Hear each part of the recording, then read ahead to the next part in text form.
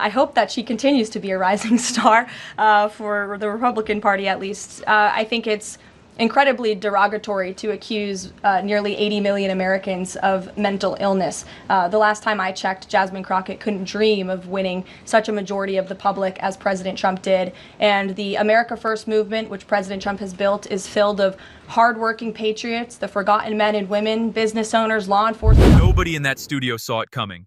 Not the moderator, not the cameras, not the producers in the control room with their headsets and clipboards and neatly planned rundowns designed to keep everything smooth and predictable.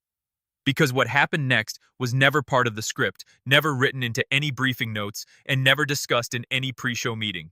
It began with a sharp remark and ended with a silence so heavy the entire room seemed to feel it settle. The setting was a nationally televised political forum. Bright lights pouring across the stage, two chairs turned slightly toward each other, a moderator seated between them, and an audience expecting the usual rhythm of debate. To my knowledge, as you know from the White House podium, as a government employee, I'm not privy to comment on future elections, but I do think the president has made his thoughts on Ms. Crockett quite clear, and I do believe he thinks she is wholly unqualified for the office that she is seeking.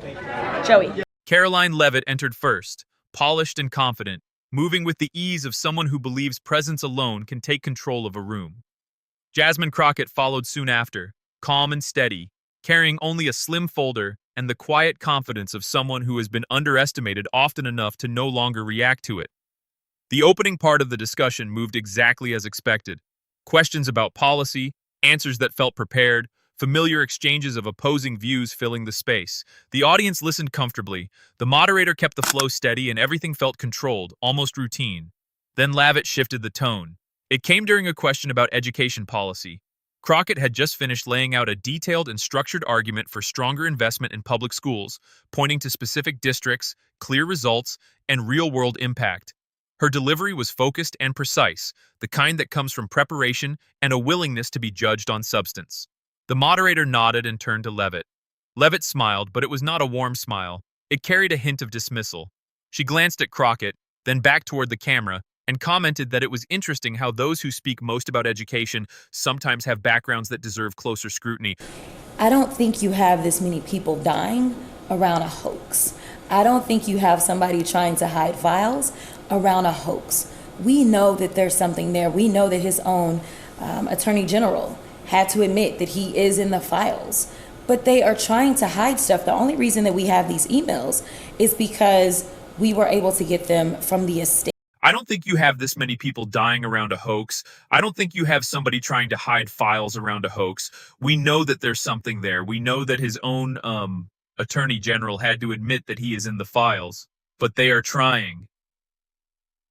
The air in the room shifted almost instantly. It was subtle but noticeable. A quiet intake of breath moving through the audience.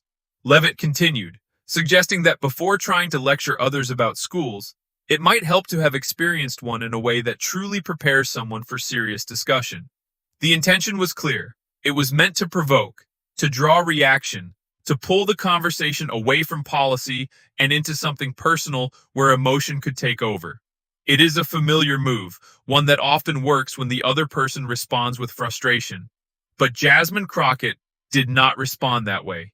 She did not raise her voice, did not lean forward, did not interrupt. She stayed exactly as she was, calm and still, allowing the silence to stretch just a moment longer than expected. That pause changed everything. Cameras tightened their focus.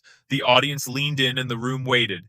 When she finally spoke, her voice was steady and controlled. She said she graduated with honors, earned her law degree, passed the bar, and was elected to Congress because she did the work. Then she paused just briefly and asked if Leavitt planned to answer the education policy question or continue discussing her credentials. The response from the audience was immediate and powerful. It was not polite applause. It was recognition. People rose from their seats clapping, reacting to the shift they had just witnessed. The energy in the room changed in an instant. Leavitt's expression tightened as she tried to answer, but the applause carried on, delaying her response. The moderator stepped in to bring the discussion back on track, but the balance had already moved. The moment of change did not come from louder voices or sharper insults. It came from control and precision. Crockett refused to meet the comment at the level it invited.